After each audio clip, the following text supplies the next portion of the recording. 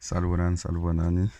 Namhlanje siyaqhubeka nge-general arithmetic. We are looking at fractions.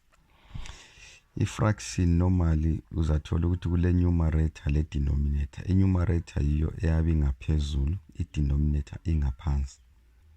So i-fraction is like numbers that are dividing onto each other. For example, 2/3 2 over 3 in essence.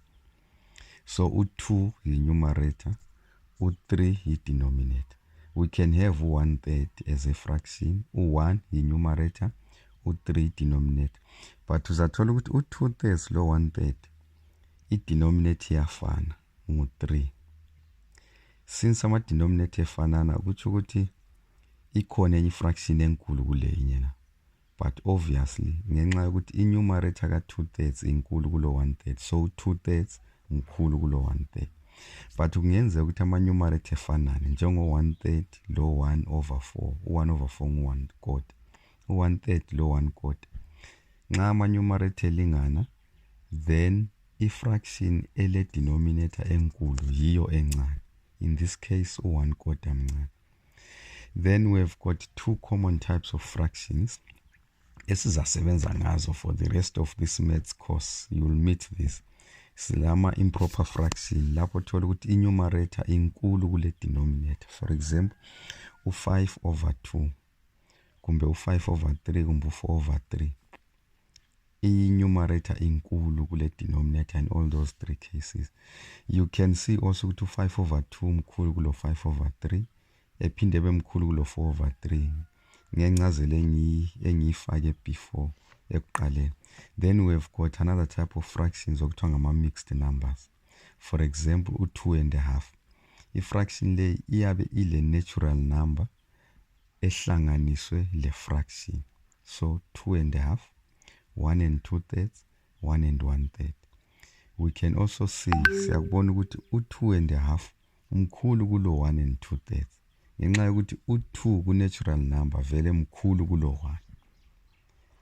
But if we want to compare u1 and 2/3 lo 1 and 1/3, uzathola ukuthi u1 and 2/3 mkhulu kulo 1 and 1/3 ngoba i-fraction i-natural number ngo-1 ziyalingana, but ama-fraction kalingana. U2/3 mkhulu kulo 1/3. Let's look at ama-examples lapho esizaba sithi convert between improper fractions and mixed numbers. We are given a mixed number 5 and 1/3. Kumele siyichintshe ibe improper fraction. Siyathatha i-natural number, si multiply le denominator, sesi-add i-numerator.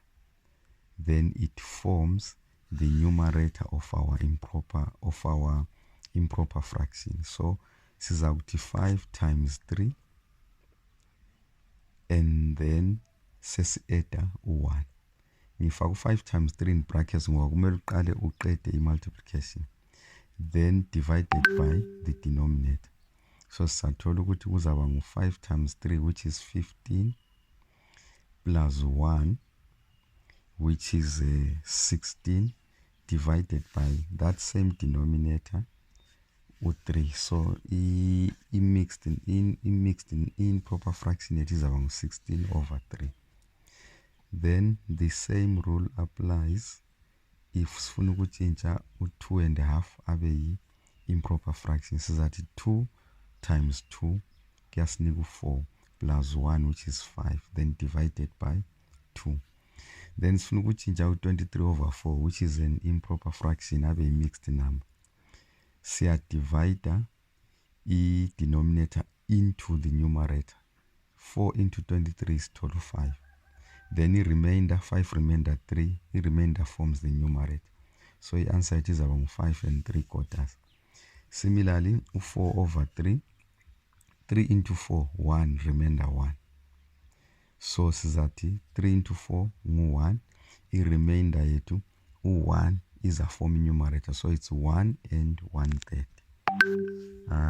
Ikho lapho kuphela khona lesson yethu namhlanje. Siyabonga.